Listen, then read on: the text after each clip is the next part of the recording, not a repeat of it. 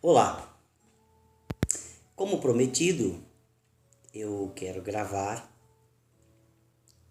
o vídeo deste dia, libertando-se do vício do trabalho. Falamos hoje sobre esse tema e, primeiro de tudo, nós devemos nos lembrar que não estamos, em hipótese alguma, fazendo apologia à preguiça, pois Deus é claro quanto ao preguiçoso e acerca de quem não gosta de trabalhar. Por exemplo, se a gente fizesse aqui, eu tenho uma seleção de textos e a gente pode encontrar coisas interessantes em alguns textos da Escritura.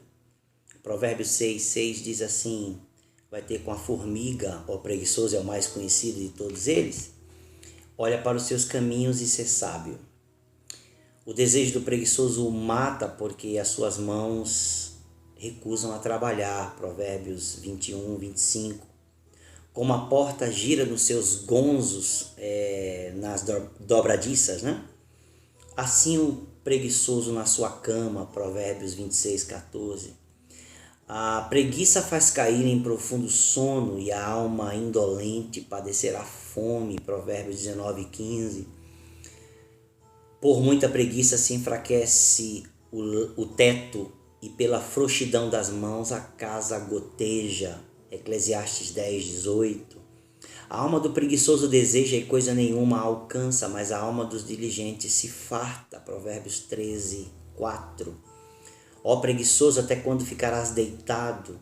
Quando te levantarás do teu sono? Provérbios 6:9.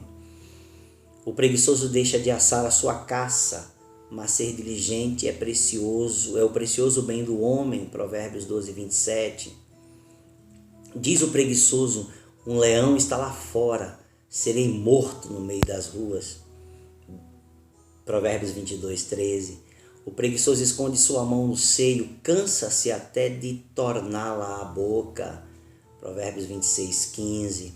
O preguiçoso não lavrará por causa do inverno, pelo que mendigará na época da colheita, na cega, mas nada receberá. Provérbios 20, versículo 4. E eles disseram: levantai-vos, subamos contra eles, porque examinamos a terra, e eis que é muitíssimo boa, e vós estareis aqui tranquilos? Não sejais preguiçosos em irdes para entrar e possuir a terra. Juízes 18:9.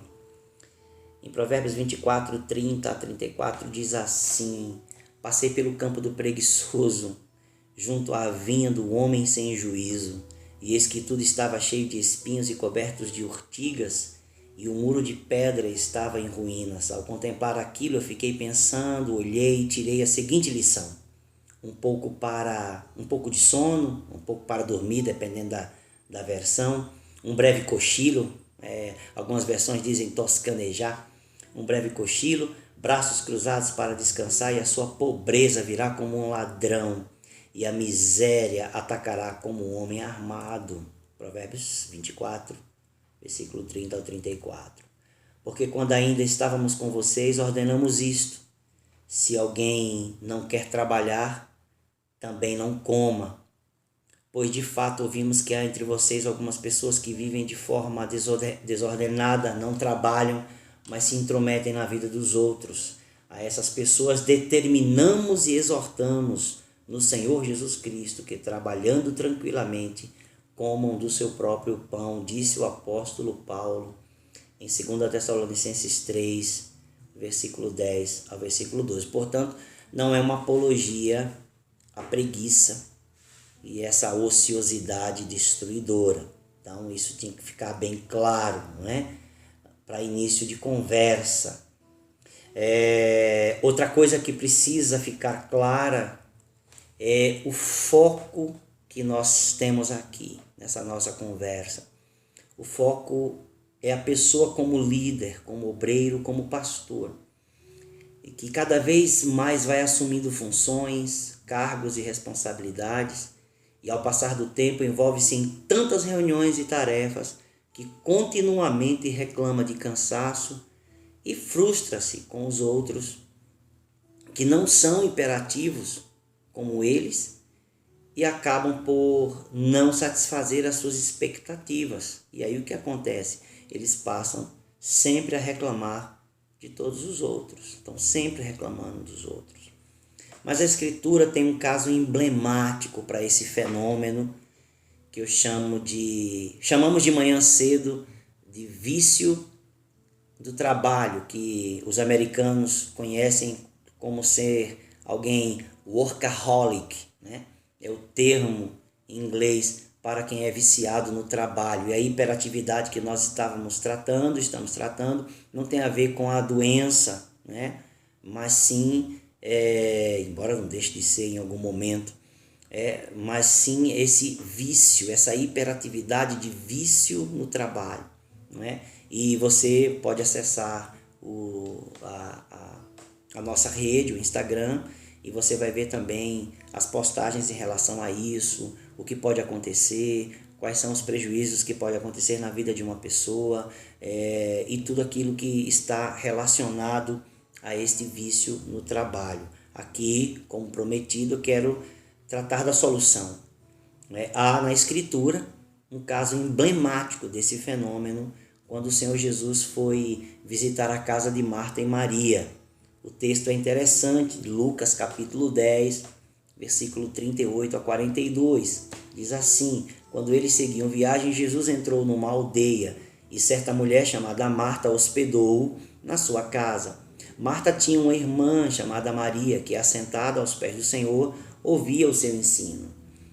Marta agitava-se de um lado para outro, ocupada com muitos serviços. Então se aproximou de Jesus e disse: o Senhor não se importa com o fato de minha irmã ter deixado que eu fique sozinha para servir? Diga-lhe que venha me ajudar. Mas o Senhor respondeu: Marta, Marta, você anda inquieta e se preocupa com muitas coisas, mas apenas uma é necessária. Maria escolheu a melhor parte e esta não lhe será tirada. Desse texto a gente tira algumas ações, lições que se tornam ações que podem iniciar um caminho de libertação dessa condição negativa, de ser viciado no trabalho, de ser um workaholic. O primeiro passo consiste em fazermos as escolhas entre o urgente, o que é necessário e o que é prioridade de fato. Eu tenho falado isso há alguns anos, eu já falo sobre isso, esses 3 itens. Existem coisas que são urgentes, existem coisas que são necessárias e existem coisas que são prioridade. A primeira coisa que você precisa fazer para se libertar desse vício, no trabalho excessivo, nesse frenesi de reunião, de atividades que de fato vão trazer estafa, vão trazer cansaço físico, mental, emocional e até mesmo espiritual em sua vida se você não cuidar disso. A primeira coisa para iniciar o processo de libertação disso é que você precisa fazer as escolhas entre o que é urgente, o que é necessário e o que é prioridade de fato. Quem vai fazer isso é você, mas você vai precisar descobrir o que é que tem que ser feito primeiro. O segundo passo é reconhecer que você mesmo se colocou nessa condição quando não disse não às demandas que te assediaram. Nós estamos sempre vendo o caso emblemático da Marta e da Maria. Essas lições são tiradas desse ambiente, desse texto. Ora, quem se envolveu nessas situações foi você. Quem não disse não foi você. Quem assumiu todas essas responsabilidades, assumindo, foi você. Então você precisa reconhecer que foi você mesmo que se colocou nessa situação e que você não disse não quando deveria dizer. E agora precisa começar a dizer não e começar a corrigir isso. Terceiro, você precisa entender e colocar a tua perspectiva e o teu foco em uma coisa de cada vez. Não tem como fazer tudo ao mesmo tempo. Ninguém toca, como já diriam os antigos, ninguém toca 7 instrumentos ao mesmo tempo, ainda que tem aquelas maquininhas que as pessoas fazem aquelas coisas, mas não tocam 7 instrumentos ao mesmo tempo, não é? Ninguém, como diriam também os nossos antepassados, ninguém assovia e chupa a cana, não é?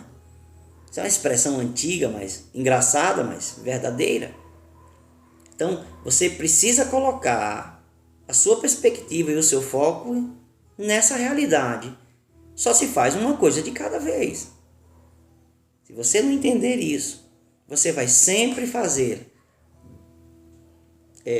dezenas de coisas, uma gama de coisas, mas nunca terminará, nunca será satisfatório, sempre vai ser faltando, sempre vai ser deficiente nessas realizações, porque você não consegue fazer adequadamente as coisas. Então tudo precisa ser feito uma coisa de cada vez. O quarto e último passo é fazer uma opção pelo que é melhor para você. O que Jesus disse? Ela escolheu o melhor.